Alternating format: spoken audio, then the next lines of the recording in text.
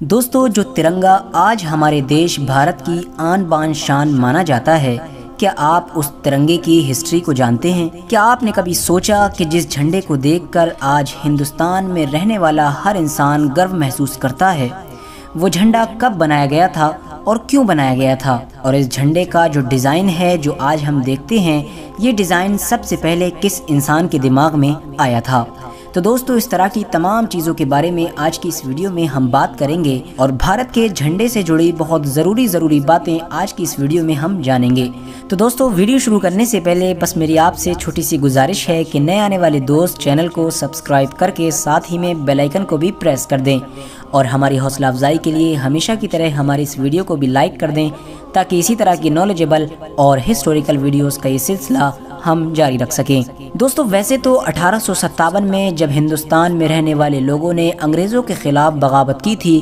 तब ही से हिंदुस्तान में रहने वाले लोगों को एक झंडे की कमी महसूस होने लगी थी, क्योंकि हिंदुस्तानी अंग्रेज़ों के खिलाफ जब भी कोई आंदोलन किया करते थे या बड़ी रैली निकालने की सोचा करते थे, तो उनके पास कोई ऐसा झंडा मौजूद नहीं हुआ करता था जिसके ज़रिए से वो तमाम हिंदुस्तान के लोगों को, चाहे वो हिंदू हो, मुस्लिम हो, सिख हो या ईसाई हो, सबको एक झंडे के नीचे जमा कर सकें। और किसी भी जंग के लिए सबसे ज़रूरी चीज़ झंडा होती है, क्योंकि उसी झंडे के नीचे ही तमाम की तमाम फौज जमा होती है, और वो हिंदुस्तान के लोगों के पास अभी तक मौजूद नहीं था। लेकिन क्योंकि दोस्तों, अंग्रेज़ों के खिलाफ अब पूरे हिंदुस्तान में जगह जगह पर लड़ाई शुरू हो चुकी थी, इसी वजह से हर इलाके में लोगों ने अपना अपना हिंदुस्तानी झंडा बनाना शुरू कर दिया था। अगर आप इंडिया के झंडे की हिस्ट्री को पढ़ेंगे तो सबसे पहले आपको 1906 में बनाया हुआ वो झंडा दिखाई देगा जो बंगाल में बनाया गया था। बंगाल में अंग्रेज़ों के खिलाफ एक रैली निकाली गई थी, जिसमें एक ऐसा झंडा बनाया गया था जो 3 रंग से बनाया गया था, और ये शायद हिंदुस्तान का पहला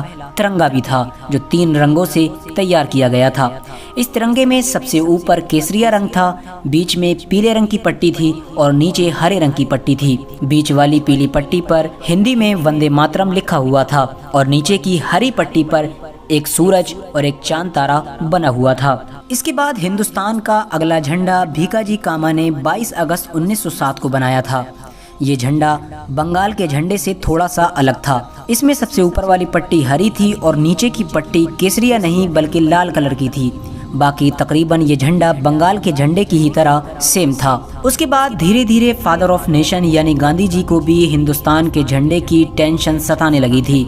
और उनके दिमाग में भी यही बात चल रही थी कि हिंदुस्तान का एक ऐसा झंडा होना ज़रूरी है जिसके नीचे तमाम हिंदुस्तान में रहने वाले लोग जमा हो सकें। गांधी जी ने पिंकली वेंकैया नामी एक शख्स को ये ऑर्डर दिया कि तुम एक ऐसा झंडा तैयार करो कि जिसमें हरा और लाल दोनों रंग हो और उन दोनों रंगों के ऊपर एक चरखा बना हुआ हो। गांधी जी के ऑर्डर पर पिंकली वेंकैया ने एक ऐसा झंडा तैयार किया कि जिसमें ऊपर हरा कलर था और नीचे रेड कलर था, और उन दोनों के बीच में एक चरखा बना हुआ था। लेकिन गांधी जी को ये झंडा बिल्कुल भी पसंद नहीं आया। उसके बाद उन्होंने पिंकली वेंकैया को ये कहा कि इन 2 रंगों के अलावा एक रंग और शामिल किया जाए, और वो नया रंग होना चाहिए सफ़ेद। तो दोस्तों, गांधी जी के मशवरे पर पिंगली वेंकैया ने अब उसमें तीसरा रंग भी शामिल कर लिया। दोस्तों, बड़ी जिद्दोजहद के बाद आखिरकार 1931 में इंडियन नेशनल कांग्रेस की तरफ से एक ऐसे झंडे को परमिशन दे दी गई कि जो 3 कलर का था, जिसमें सबसे ऊपर केसरिया कलर था, बीच में सफ़ेद कलर और नीचे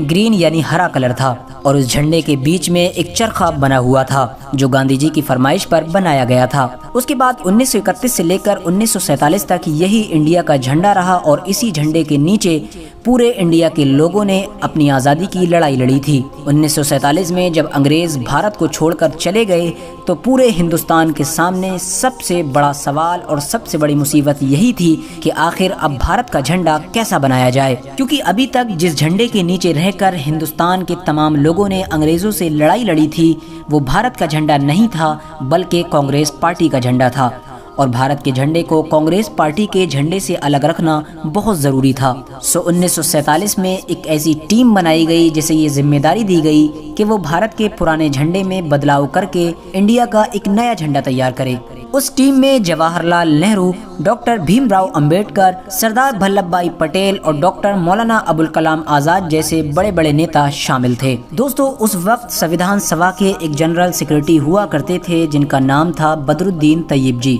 बदरुद्दीन तैयब जी ने संविधान सभा के सामने ये प्रस्ताव रखा कि क्यों न हम भारत के पुराने झंडे से चरखे को निकालकर उसकी जगह अशोक का चक्र लगा दें। बदरुद्दीन तैयब जी का ये प्रस्ताव सभी लोगों को बहुत पसंद आया और फिर हमेशा के लिए बदरुद्दीन तैयब जी के इसी प्रस्ताव को मान लिया गया और भारत के तिरंगे में अशोक के चक्र को शामिल कर लिया गया। लेकिन दोस्तों, बदरुद्दीन तैयब जी ने जो प्रस्ताव संविधान सभा के सामने रखा था वो उनके खुद के मन का आइडिया नहीं था, बल्कि बदरुद्दीन तैयब जी की एक बीवी हुआ करती थी जिनका नाम था सुरैया तैयब जी। उन्हीं के मन में ये आइडिया आया था। बदरुद्दीन तैयब जी की वाइफ यानी सुरैया तैयब जी ने कागज पर तिरंगे का नक्शा बनाया था और उसमें चरखे की जगह अशोक का चक्र शामिल किया था और कागज के टुकड़े पर बने हुए तिरंगे के उसी नक्शे को बदरुद्दीन तैयब जी ने संविधान सभा में पेश किया था, जिसे हर एक ने बड़ी खुशी के साथ कबूल कर लिया था और आज तक हमारे देश का झंडा बिल्कुल वैसे ही बना हुआ है